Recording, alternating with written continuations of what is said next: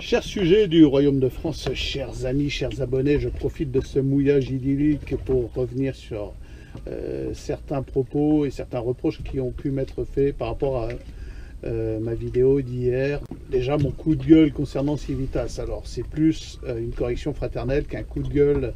Je n'ai personnellement aucune rancœur contre aucune instance dirigeante de l'association Civitas. Bon, je constate juste que la vie associative de Civitas est extrêmement limitée. Il n'y a pas de vie associative et j'ai pu tomber sur un appel d'Alain Escada nous enjoignant à nous regrouper en section locale, mais c'est trop tard. Ça fait des années qu'on a des cartes de membres et qu'on ne voit personne. Bon, et ça s'organise. Si nous avons des référents régionaux, qu'ils organisent des rencontres régulièrement. Ces gens-là sont absolument incapables et j'ai des retours d'expérience de camarades qui me disent que ce n'est pas que la région Auvergne-Rhône-Alpes, c'est partout. Il y a le sommet, on entend beaucoup le sommet dans des vidéos, des conférences et autres.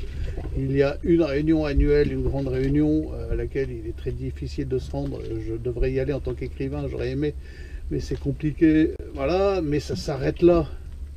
Ça s'arrête là, il n'y a pas de vie associative, communautaire, fraternelle chez Civitas. Bon, c'est tout, c'est un constat et c'est une correction fraternelle. C'est tout, ça ne va pas plus loin. Oui, ça a pu paraître pour une critique, une remontrance, ce que vous voulez. Bon, c'est une correction fraternelle. Deuxième point, de fiches des problèmes de nationalité française et autres. Bon, il y a, je clarifie ma position puisque tout est surinterprété sur YouTube. Sur Internet, les gens ont tendance à s'emballer. Il y a des sujets secondaires de moindre importance sur lesquels nous n'avons aucune emprise, en l'occurrence la manière dont cette république maçonnique diabolique organise l'accès à la citoyenneté française. Bon, donc ça ne sert à rien de se faire des nœuds au cerveau sur ces questions. Ça ne sert à rien de se faire un nœud au cerveau sur la question suédoise. Ça ne sert pas à grand chose, avouez. Bon. Et nous avons bien mieux à faire que de nous soucier, de perdre du temps à nous soucier de ces choses-là. Alors je m'en fiche de ces questions-là parce que ce n'est pas mon sujet.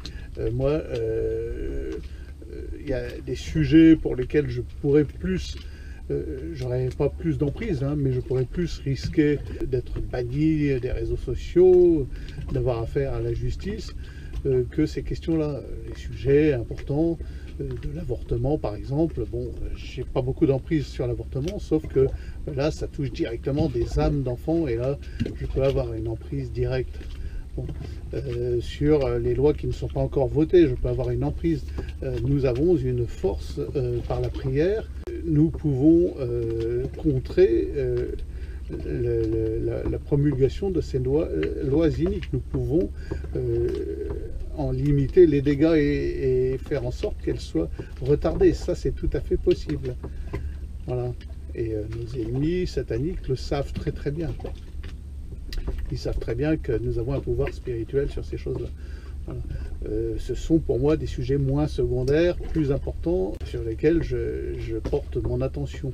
Mais mon attention principale, c'est pas d'œuvrer contre ces lois de la République, parce que, somme toute, j'ai assez peu d'emprise sur ces lois de la République et sur les faits et gestes des macronistes, des darmanistes, des sarkozystes, enfin, toute cette même engeance mondialo, climato-écolo, dingo, et diabolique, je le répète. Ces gens-là, dans les hautes instances, sont clairement dans des loges, et ces loges sont clairement vouées au maître du monde, qui est Satan, c'est tout.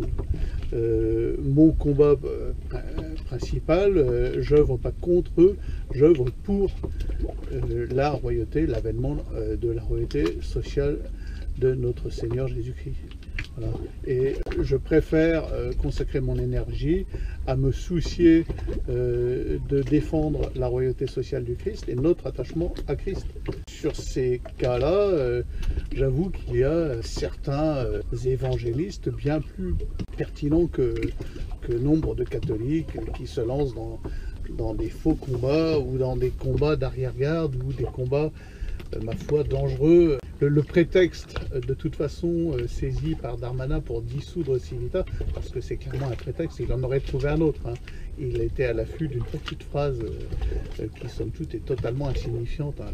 La phrase de Pierre Hilard est totalement insignifiante. Elle est prise dans son contexte. Voilà, c'est une conférence privée adressée à des gens catholiques traditionnels, quasiment tous évidemment acquis à ses propos. Moi, sauf certains, je n'adhère pas à tout ce que dit Pierre Hilard, on s'en fout. Mais avouez que c'est clairement contre-productif de porter son attention sur ce genre de choses. Voilà où nous en sommes maintenant. Nous en sommes à ne plus savoir qui nous sommes, à être parfaitement dispersés et dans la capacité à regrouper nos forces pour une phrase. Bon, oui, c'est vrai, il n'y aurait pas eu cette phrase, il y en aurait eu une autre. Le prétexte a été servi sur un plateau, mais Darmanin était à l'affût, ses équipes, enfin voilà. Il fallait dissoudre Civitas. Bon, il y aurait eu autre chose, hein, c'est évident. Pour anti-républicanisme, ah oui, nous sommes anti-républicains, ça c'est un fait. Voilà. Voilà, donc j'espère préciser ma pensée. Ça se résume à ne pas se soucier des choses que nous ne pouvons changer. Ça ne sert à rien. Ça n'a pas d'utilité pour des causes aussi minimes, aussi peu importantes que la double nationalité de certaines populations franco-algériennes, franco-marocaines, franco-suisses, franco-israélienne, franco-suédoise, ce que vous voulez, on s'en fiche, ça ne change rien.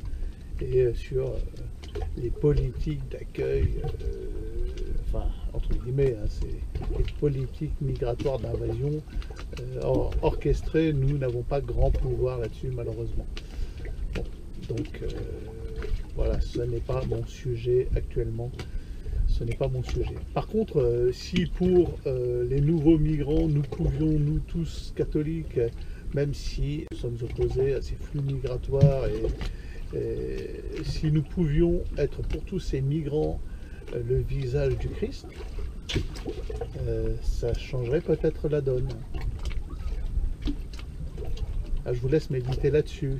Comment pourrions-nous être le visage du Christ pour toutes ces populations et puis aussi pour toute cette racaille urbaine qui vient casser dans nos cités et qui est clairement manipulée. Ces gens-là ne sortent pas d'eux-mêmes de chez eux pour aller brûler des commerces, des écoles, des mairies et des bibliothèques municipales. Il y a des gens derrière qui tirent les ficelles, c'est évident. Mais peut-être ne sommes-nous pas pour eux le visage du Christ. Et parce que les Français ont abdiqué totalement leur rôle, maître dans la civilisation humaine, c'est d'être les témoins du Christ, d'être les héritiers du baptême de Clovis. Voilà. Il est là le nœud du problème.